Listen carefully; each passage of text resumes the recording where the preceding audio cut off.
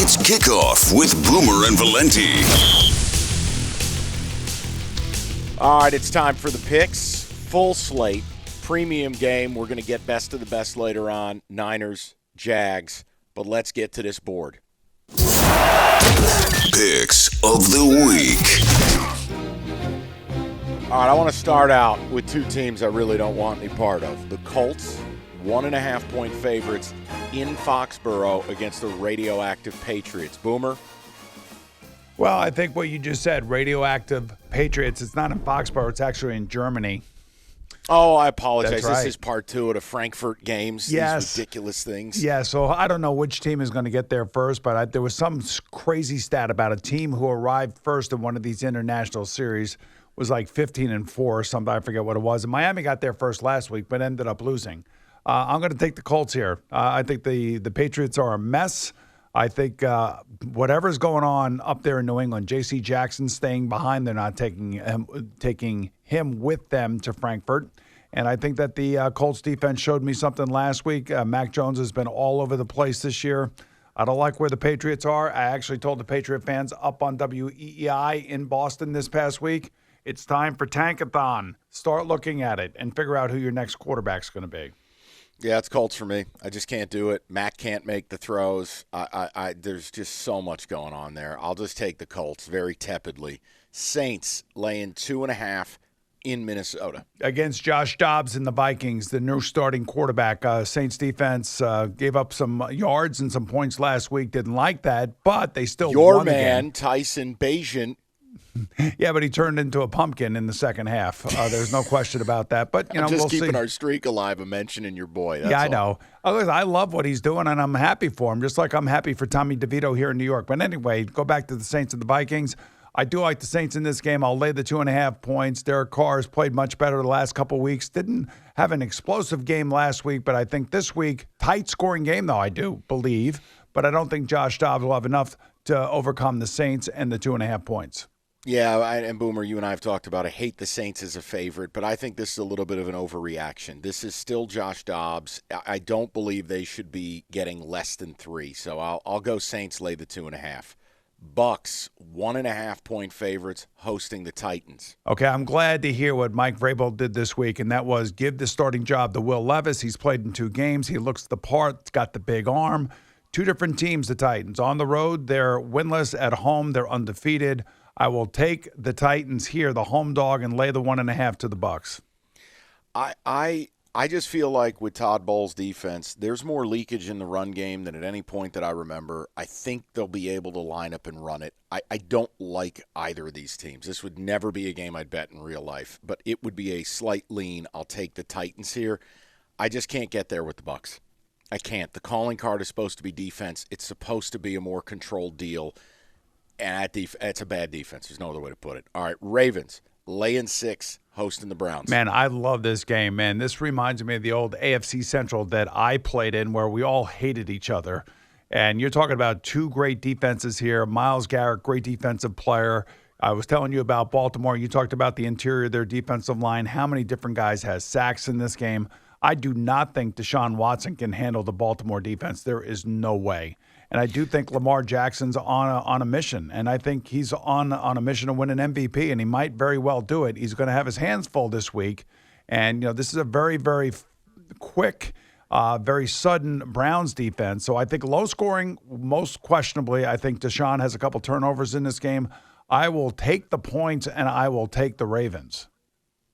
Yeah, Or lay the points and take the Ravens. No, I understand. I got you. And look, normally in a divisional game, I'd lean to taking the 6 point. I can't get there. And Boomer, I think you nailed it. I can't get there with Deshaun. And the Ravens, look, I think they're Super Bowl good. I'll lay the 6 here. I think they're begging you to take Cleveland. That number, and it's a lot like what I talked about last week, Ravens and Seattle. And you go, wow, I can get Seattle in 6.5. Yeah, and you can get a beating too. Ravens lay the 6. Bengals laying 6.5, another huge number, hosting the Texans. I think it was a huge game for the Bengals versus the Bills last week. I think it was a high-point game for them. They've won 4 in a row. They're back in the fold. But I also like what C.J. Stroud has been doing, and I like what D'Amico Ryans has been doing with the Houston Texans. I believe that the Bengals will win the game. It's not going to be that easy. I will take the points, and I will take the Texans on the road at the Bengals. I'm going with the Bengals. I feel this is kind of trappy to me. And again, Texans, everyone's excited. I'm excited. Stroud's amazing. You're meeting the real McCoy this week. The Bengals are rounding into shape. And this is going to be Lou Anarumo versus a rookie. Yeah, I'll lay to 6.5. Hey, quick note. Yeah. Any interest in C.J. Stroud plus 15,000 to win MVP? If he got them to the playoffs, would there be any shot? I don't think so. No, I don't think so. Had to ask. Here's the other thing about this game. Look for Jamar Chase to have a huge game in this game. I don't think he played all that well or was that involved against the Bills. So I would think that this week they're going to be feeding Jamar Chase heavily against this Texans secondary. And they need to stripe the jungle every week. I don't know who made that decision. That looked awesome on TV last week. That was amazing. Steelers laying 3 against radioactive 2, the Packers. Yeah, I know. I know you don't like this game. I do not. You see the veto in the show sheet. I see that. But I do like the Steelers, though. I think the Steelers will give Jordan Love a headache. He's terrible. And I think the Steelers' defense is not as good as we thought it was going to be, but it's still pressurized, and it still forces teams into mistakes. I feel like I know you want to veto the game, and I'm going to let you veto the game, but I will take the Steelers, and I will lay the 3 points. I'll still be a gentleman about it. I'll still tell you I'd pick the Steelers. I just don't want any part of this. This game, right, the next one actually is really interesting to me. Cardinals laying 1.5 against Atlanta. And guess who's back? Well, and guess who's back? Kyler Murray. Your favorite quarterback. Right, Kyler Murray is back. He may be playing for his existence in Arizona. Get out of that first, couple spots at the top there, and then Arizona can worry about other things to build around him. Now, I think that they're going to stay with him regardless because of the contract that he signed last year. So, I think he's going to have a great game. I think he's going to run around. I think he's going to make plays against this Atlanta defense. I'll take the Cardinals, and honestly, I think we're going to be talking about him next week and saying, oh, he's back and he looks great, and the Cardinals are now going to get out of that first overall draft pick. Here's the thing, all right, and I may be walking into something. I got a problem when a guy's been gone this long that I'm going to bet him in week 1. But this is it. This is as back against the wall as it gets for Atlanta. Arthur Smith's under fire. I have no understanding what they were doing taking Bijan if you're not going to use him. Not getting it to Pitts, not getting it to London. Arthur shaved the mustache. What the hell is going on in Atlanta? I'm going to take Atlanta here. I don't think the Cardinals should be favored over anyone. And Kyler, he might round himself into form. Boomer, you know how hard it is for a guy to come back from an injury. The idea that he's going to walk in, this ain't a video game, man. I'm going to take Atlanta here, and maybe I just did something dumb. Lions laying 3 on the road. It's not even a road game. No one shows up at SoFi, but Lions at the Chargers. What do you got? Yeah, I think this is a great spot for the Lions. I really do. Watching the Chargers against the Jet defense, man, I wasn't overly impressed. I thought that they were going to come in. I thought maybe a few more yards and touchdowns. Something. They couldn't get anything done. Now, this is Jared Goff. This is a real offense. This is Jahmyr Gibbs. I mean, this is a team, the Lions, that can move the ball up and down the field. So watch the Chargers give up 30 here and still cover the number like 30 to 31, 31 to 30, something like that. So I'm going to take the Chargers and the points, but I think the Lions win. Yeah, look, I always love team off a bye week. This is not a hostile environment. It's just there are no Charger fans. Lions fans travel. It's crazy.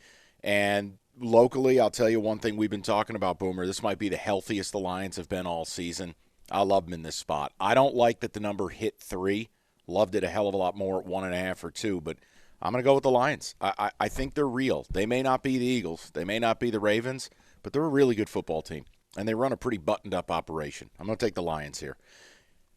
Oh, boy, here we've arrived at it. Cowboys laying 16.5 to what used to be the New York Giants. Can you educate me on this, please? Sure. What's up, man?